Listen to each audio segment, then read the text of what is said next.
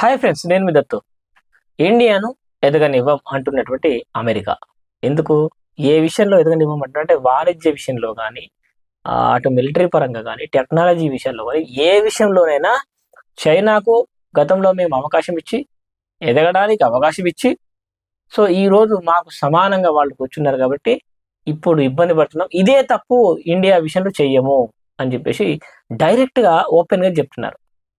Christopher ల్యాండో అని చెప్పేసి America విదేశాంగ ఉప ముఖ్యమంత్రి అని చెప్పేసి ఒక వ్యక్తి ఉంటాడు. సో జైశంకర్‌తో మాట్లాడుతూ ఈయన ఈ విధంగా చెప్పడం జరిగింది. అంటే ఇండియాను ఎదగనివ్వం. ఇండియా ఎదగడానికి ఉన్న అవకాశాలన్నిటిని లేకుండా చేస్తాం. అంటే ఏం చేసినా అమెరికా చెప్పినట్లే ప్రపంచమంతా వినాలి. అటు రష్యాకు అవకాశం ఇచ్చాము, ఇటు చైనాకు అవకాశం ఇచ్చాము. 20 ఏళ్ల క్రితం మా మార్కెట్‌లను చైనా వాడుకోవడానికి ఫ్రీగా అవకాశం ఇస్తే ఈరోజు మరి మాకే సమానంగా పోటీదారుగా కూర్చుంది. కాబట్టి రేపొద్దున ఇండియా కూడా ఇలాంటి పరిస్థితి రావచ్చు ఇండియా విషయంలో కూడా. కాబట్టి ఎట్టి పరిస్థితిలో ఇండియాని ఎదగనివ్వం. ఏ విషయంలో కూడా ఎదగనివ్వమని డైరెక్ట్‌గానే చెప్తున్నారు. ఒక రకంగా ఒక దేశ సార్వభౌమాధికారాన్ని దెబ్బతీసే అధికారం నీకెక్కడిది? ఓపెన్‌గా వార్నింగ్ ఇవ్వడం ఏంటి? అసలు నాకు అర్థం కాదు. కొన్ని విషయాల్లో మన ప్రభుత్వము డైరెక్ట్ ప్రైమ్ మినిస్టర్ మాట్లాడాలి. ఎన్నో విషయాల్లో అమెరికాతో కాంప్రమైజ్ అవుదాంలే, చూద్దాంలే, కొద్ది రోజులు ఓపిక పడితే ట్రంప్ ఇక్కడ నుంచి వెళ్ళిపోతాడు. ఇంకో 2 ఏళ్ళు, 3 ఏళ్ళు ఓపిక పడితే వీడు వెళ్ళిపోయిన తర్వాత మళ్ళీ కొత్త ప్రభుత్వం వస్తుంది. సో మనకప్పుడు ప్రాబ్లమ్ ఉండదు కదా! అని చెప్పేసి ప్రభుత్వం ఓపిక పడుతుంది. కానీ ఈ ఓపికకు కూడా ఒక హద్దుంటుంది.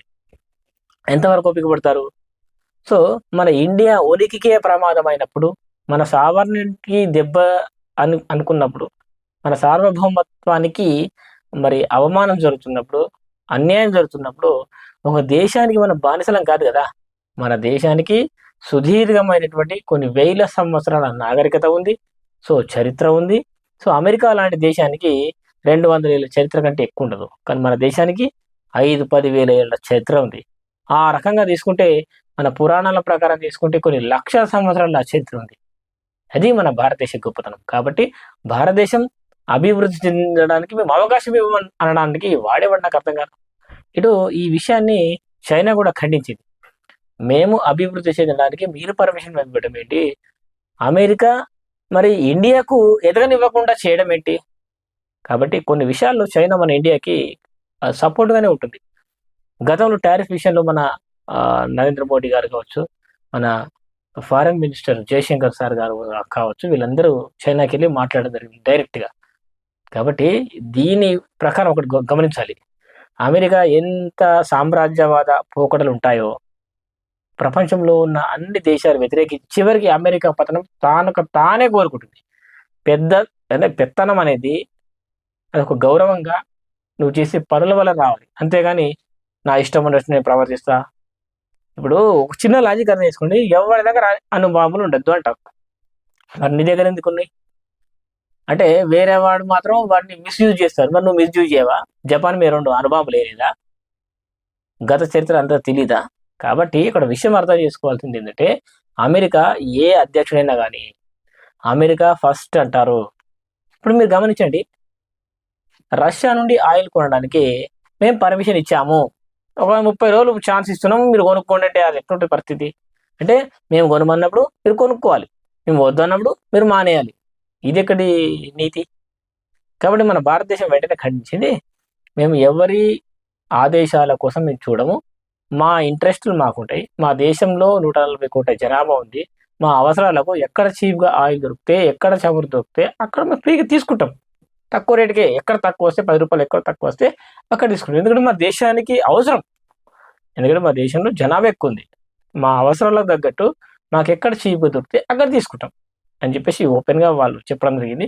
సో ఒక్కటి మన భారతదేశ ప్రధానమంత్రి గారు ఇప్పుడు అమెరికా అధ్యక్షుడు డొనాల్డ్ ట్రంప్ ఎన్ని సార్లు అబద్ధాలు కొన్ని 30,000కు పైగా అబద్ధాలు ఆడినట్లు కొన్ని నివేదికలు చెప్తున్నాయి. మరి మనోళ్ళు చూస్తూ మన ప్రాణం మీదకి వచ్చిందాక చూడొద్దు కదా! అంటే ఇప్పుడు ఇరాను నేను చచ్చిపోయినా పర్లేదు గానీ, ఆత్మగౌరవాన్ని మాత్రం కోల్పోము అని చెప్పేసి వాళ్ళు ఫైట్ చేస్తున్నారు అమెరికా, ఇజ్రాయెల్‌తో. సరే ఏది ఏమైనా అక్కడున్న ఖమేనీ మంచోడా, చెడ్డోడా, దుర్మార్గుడా అది పక్కన పెడదాం. నువ్వు ఒక దేశ విషయంలో అంత నిరంకుశంగా ప్రవర్తించినప్పుడు మరి మన భారతదేశం మన సావర్నిటీని కాపాడుకోవడానికి స్ట్రాంగ్గా ఎందుకు నిలబడకూడదు? ఈ దేశానికి ఆ దేశానికి మద్దతు ఇవ్వడం పక్కన పెట్టేసి అమెరికా మనకి ఏ విషయంలో అయితే స్ట్రాటజిక్గా వ్యూహాత్మకంగా మనకి ఏ విధంగా అయితే మనకు కౌంటర్ చేస్తుందో మనం at the same time counter ఇచ్చే స్థాయికి ఎదగాలి. చైనా ఏ విధంగా అయితే ప్రతిఘటిస్తుందో మన ఇండియా కూడా అలాగే ప్రతిఘటించాలి. చూద్దాం చూద్దాం చూద్దామని మౌనం మౌనం ఇక కొంతమంది ఉంటారు. ఇక మోడీ మౌనం వెనుక వేరే అర్థాలు ఉన్నాయి, ఈ అర్థం ఉంది, ఆ అర్థం ఉంది. సరే ఏదన్నా కావచ్చు.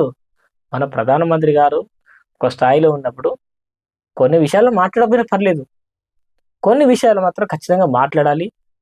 ఇప్పుడు ప్రతిపక్షాలు విమర్శిస్తుంటాయి. వాళ్ళన్న ప్రతిదానికి కాకుండా ఒక పెద్ద స్పీచ్ మన ప్రపంచానికి, ఇటు మన విమర్శకులకు అందరికీ ఒక కౌంటర్ లాగా, ఒక సమాధానం లాగా ఏదైనా ఒక విషయం చెప్పాలి. మన స్టాండ్ ఏంటి? అటు సైడ్ ఉంటా, ఇటు సైడ్ ఉంటా, గోడ మీద పిల్లాగా ఉంటా అంటే నడవదు కదా. కొన్ని సందర్భాల్లో ఏదో ఒక స్టాండ్ తీసుకో తప్పది. అది మంచి అయినా సరే, చెడైనా సరే. ఒకసారి స్టెప్ తీసుకుంటే వెనక్కి రాకూడదు. సో ఒక చిన్న ఇరాన్ గల్ఫ్ దేశాలను సుమారు 14 దేశాలను ఆట ఆడిస్తుంది. అంటే చచ్చిపోయే ముందు తెగిస్తారన్నమాట. మన భారతదేశానికి ఇన్నిసార్లు మీ ఫైటర్ జెట్లు కూలిపోయాయి, ఈ యుద్ధాన్ని నేనే ఆపినా అని చెప్పి ఎన్నో అబద్ధాలు చెప్తే మనం కనీసం లేదు లేదు అవంతా అబద్ధం అని చెప్పేసి ఒక్క మాట చెప్పలేకపోయారు. సైలెంట్గా ఉన్నారు. ఏమనంటే సైలెంట్. అమెరికా కొనుద్దంటే రష్యా ఆయిల్ బంద్ చేసిన మధ్యలో. మళ్ళీ ఇప్పుడు కొనమంటే కొంటున్నారు. వాళ్ళు కొనమంటే కొనడం కాదు, ఆపేయమంటే ఆపేయడం కాదు. మన అవసరాలకు తగ్గట్టు మనం ఎక్కడ చీప్గా దొరికితే అక్కడ కొనుక్కుంటాం అంతే. మా ఇంట్రెస్ట్లు మాకు ఉంటాయి భయ్. మీ ఇంట్రెస్ట్లు అమెరికా ఫస్ట్ అని పెట్టాలనుకుంటున్నావు, మరి ఇండియా ఫస్ట్ మేము కూడా అనుకుంటాం కదా.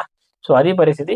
సరే ఏది ఏమైనా మన ప్రధానమంత్రి గారే కాదు, ఆయన ప్రతినిధులు ఎవరైనా కౌంటర్ ఇస్తే చాలు. సరే ఇది మన భారతదేశం, ఎవరికి తలొగ్గదు. ప్రతి ఒక్కరు జై హింద్ అంటూ కాబట్టి పెట్టండి. మరి దీనిపైన మీ అభిప్రాయాన్ని కూడా తెలియజేయండి. Thanks for watching. బాయ్.